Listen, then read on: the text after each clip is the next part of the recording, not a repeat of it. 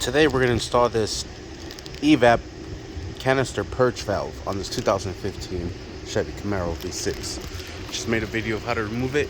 Now we're going to install it. Here is the part number directly from Chevy. Alright, so we're first going to be connecting the pigtail on here, then the evaporative line here. Just plug in the pigtail and the hose till it clamps down all the way.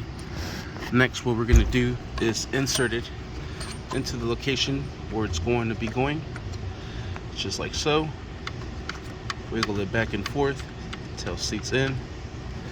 Next, what we're going to be doing is hand tightening the bolt just so we could get it nice and threaded in. And I just looked over, you also want to make sure this old O-ring comes out on the old one, and make sure it doesn't get stuck in there. Then you're gonna have a leak. And once you get so far enough, using a 10mm socket, we're gonna tighten this up all the way down until it's nice and secured. Alright, and there it is, nice and secured ish.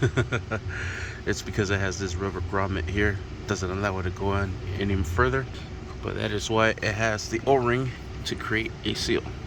Next, we're going to put this cover back into place, just like so. Secure it down with both of the retainer clips into each location here and in here, just like so. Remove the oil cap, put this cover back into place.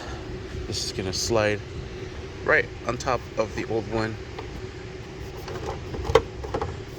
Then we'll press it down, make sure it's nice and aligned with the oil inlet.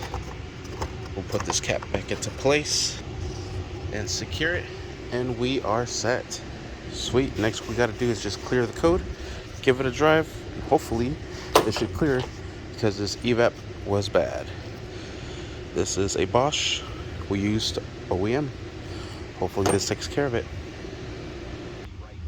Alright, I have my little scanner here and it's code P0496. All my monitors are complete except for the evap. The evap is having an issue to complete.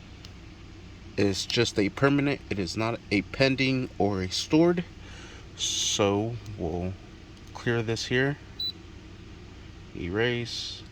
Yes, we want to erase it. Alright. Then we'll rescan it. Everything should be cleared. That permit is still going to be there. But then we'll do our drive cycle, and hopefully now the evap will complete and this permanent will be gone. Because as soon as that evap completes, this will give us a pending and a stored and a permanent. So hopefully now that we have that OEM evap, everything's good to go. Sweet. Start her up. And thank you for watching. Please like and subscribe.